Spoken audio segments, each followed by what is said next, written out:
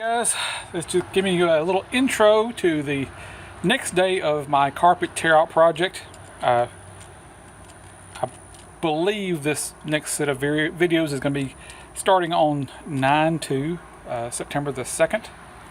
And you can see my pile of stuff that's slowly growing like a giant fungus in my backyard. It's all the stuff that got wet and just needed to be thrown away. Anyway, I did want to point out that I was wrong about one thing about my little spinner videos. I thought that there really wouldn't be much of a warp effect in the sunlight if you have a spinner that does not have spaces between the arms. Anyway, I've been really putting off doing a spinner video because I honestly just haven't had the mental motivation to do it. I kind of feel like you got to be in a happy place to do these spinner videos because they are supposed to be fun and make you feel good, and I really haven't been feeling that great about everything going on. So anyway, I started playing around with this spinner. It came in the mail a few days ago, and it's one of about 6 or 7 different colors I got. So let me show you how this one looks in the sun. Show you the warping effect, warping effect.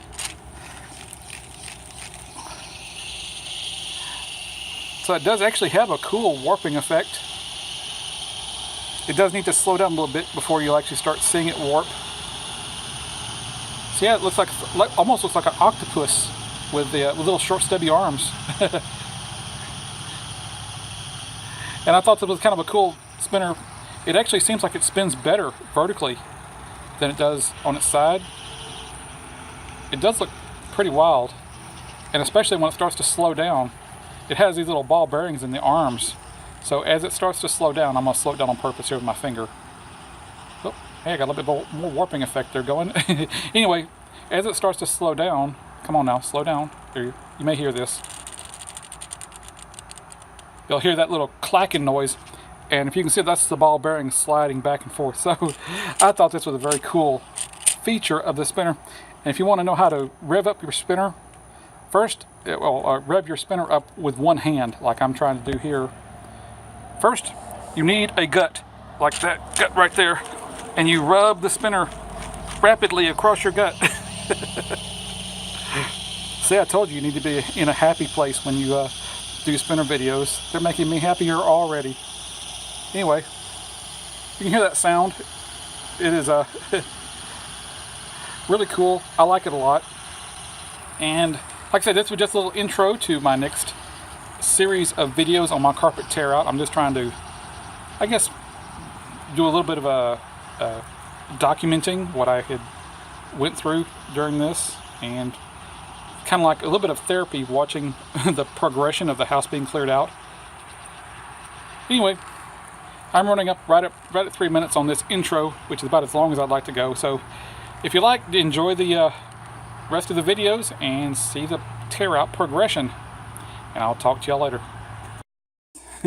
I'm having to redo this video because I actually forgot to turn the I forgot to push the start button, and as you can hear, my words are mixed up and slurred because I've been working for a few hours dragging the carpet out, and it's pretty exhausting when you're as out of shape as I am. Plus, it's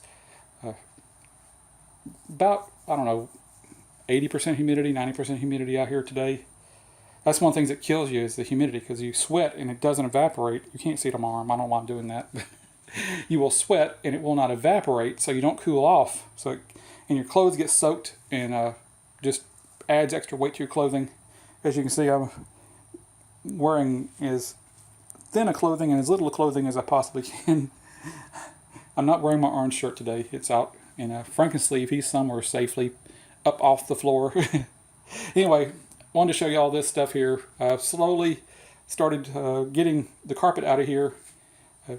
I abandoned the idea of trying to keep the carpet in one piece and dragging the whole thing out. I did not realize how heavy carpet is, so especially wet carpet. So I said, screw that. I am going to have to cut it in pieces. So I did cut it in pieces, and Let me take you outside here to see what's happening to it. I'm actually converting my carpet to outdoor carpet. Yeah. Lost a computer. Well, probably lost several computers. I got 3 or 4 in my back room that were on the floor. I'm doing the I call it the rich redneck thing here in Texas, man. Anybody can have a grass yard, but really rich Texans, we put carpet in our front yard. So the carpet actually is going to serve 2 purposes, maybe 3. Number 1, and the most important one to me, is it's going to serve as a spot to let me put things outside that I don't want sitting on the ground. And number 2, it will kill the grass, so I don't have to mow the grass. And number 3, makes me look rich. Yeah, I don't know. I forgot what I was about to say. I'm pretty exhausted. Anyway, I'm gonna slowly carpet the front yard with my carpet and just see how much grass I can kill. And I'll talk to you later. The helicopter. I may have missed him. Yep, he's. Oh, there he goes. It's not exactly an exciting looking helicopter. Looks like one of those little cheap ones that people buy for personal use. So anyway, I got a bit more carpet out here in the yard, so maybe I'll get lucky and be able to carpet about 3/4 of my front yard and not have to worry about mowing the grass out here. Anyway, I managed to get the stuff shifted on the other side of the room. I stopped to take a little bit of a break because that carpet's heavy and cutting it's not easy. So yeah, you can see my stuff. The floor is drying out pretty well. Don't know how much stuff is damaged, but I guess I'll find out. Anyway, it's just a little midday update while I'm taking a break. I keep lots and lots of water stacked around. I got 2 bottles there. Got a bottle in the kitchen. Just got a couple bottles in my car. I'm not sure if I'm going to drive out to the main, I guess, the heart of the city. It's only about 6-7 miles to the main city limits, but then there's so many people who have it so much worse off that need stuff more than me that, I mean, it's just me here by myself, so I don't have to worry about anyone who has medical issues or pets or kids that or babies that need milk or anything like that. So I figure I'll just stay here to probably till Sunday, maybe Saturday evening, depending on what the radio says. They're starting to set up FEMA distribution sites, and a lot of the churches are now kicking into gear. They've got their stuff arranged. You know, their parishioners are coming out and setting up food kitchens. So yeah, I've got plenty of water. That's all I need. I have not opened my refrigerator up in 2 days, so I'm hoping that whatever I got in there will be okay. If not, no big deal. I'm kind of taking advantage of the situation to not eat. Maybe I'll lose a few pounds. So it's easier to not eat for me than it is to eat a little bit, because I get back in the habit of wanting those flavors.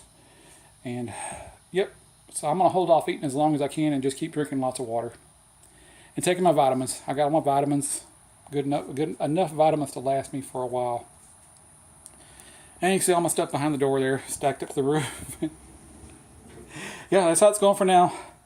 Let's see, it's about 3 minutes long. That's about long enough for an update. And I'll talk to you later. Hey guys, another little update. This is the later on in the day. I think it's about 3 o'clock right now. From what I can understand, there's no way into the main heart of Vidor from where I'm living.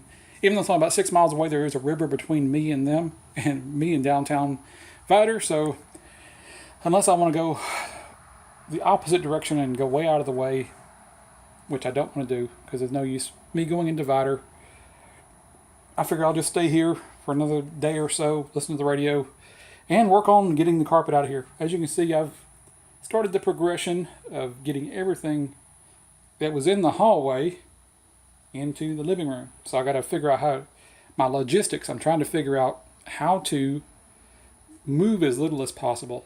So I think my plan right now is to empty out my bedroom over here, you'll see.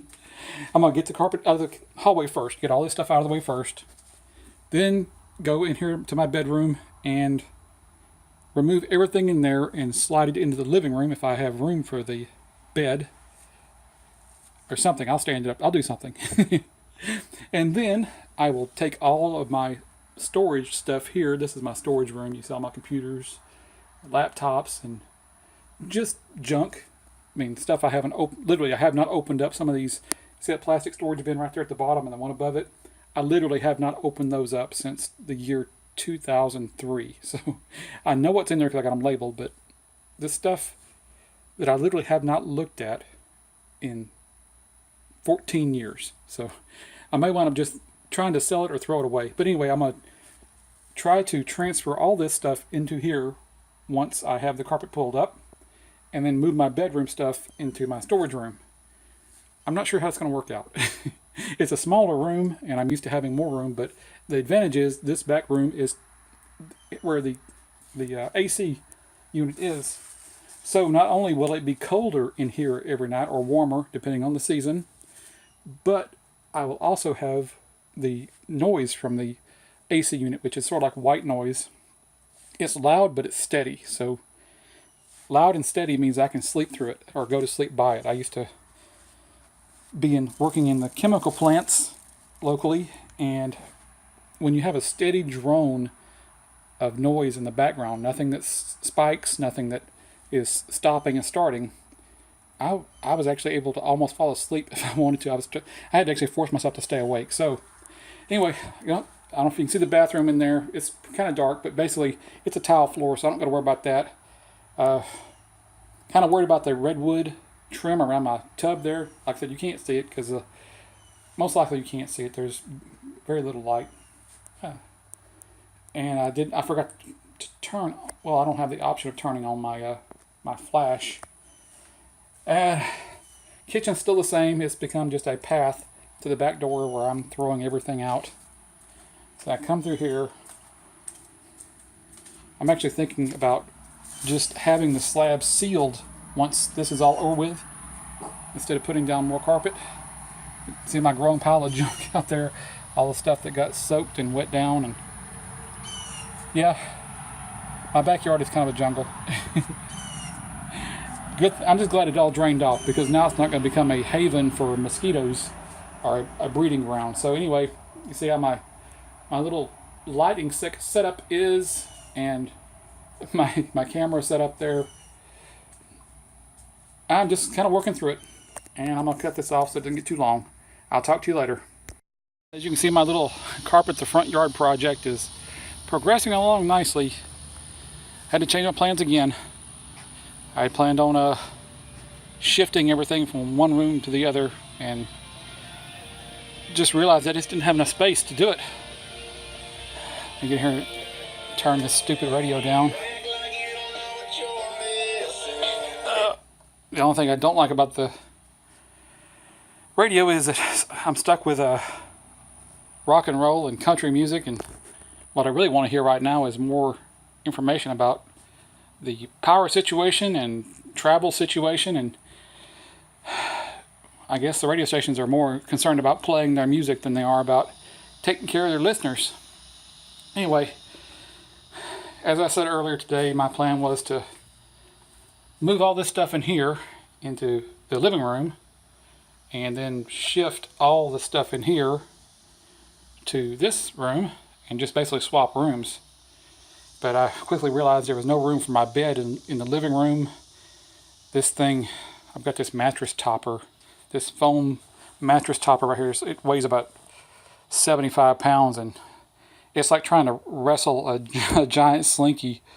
So I'm going to do my best to cut the carpet out and then just kind of roll everything that way a little bit at a time and work my way across the room, and then I'll do the same thing with this room here. Although I was kind of interested to find out what it was going to be like to sleep in this room with it's going to be the coldest room in the house. It always has been, because of the ventilation system pulling. I don't know if you can see it or not, maybe.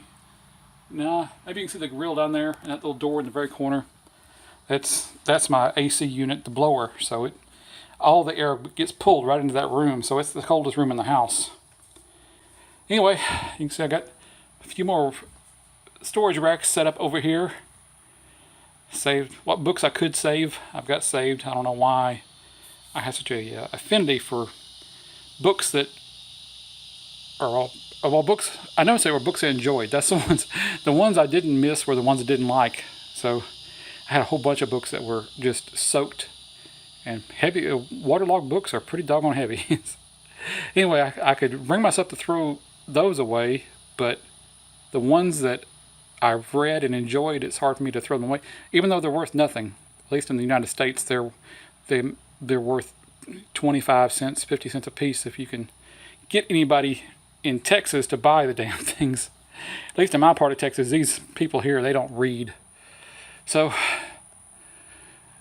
getting rid of science fiction books and finding people who want science fiction books in my part of Texas is a real challenge. Anyway, that's about it. I'm running out of daylight, so I got to wrap it up for the day. That's the one hard part is I can't do any more, but I've still got 4 or 5 hours before I can go to sleep. So I may try to do a little bit more, get one more section of carpet pulled out of here before the light gets so bad that I can't see what I'm doing. And I'm really hoping that, I think tomorrow's Sunday. I'm not sure. I didn't check my phone calendar to see what day it was before I started this, so I'd have to stop the recording to figure out what day of the week it is. So I think this is Saturday. So maybe Sunday they will have the power turned back on to this section of Orange County. As far as I know, the reason why we're out of power right now is because the substation that feeds this entire section of the county is underwater, and they're rerouting the power. So they have to get crews out there to, I'm not sure if they would actually have to run new transmission lines. But anyway, there's a whole lot bigger problems going on right now. There's lots of people who are way, way worse off than me. People who have to have their medications that need their medications kept refrigerated.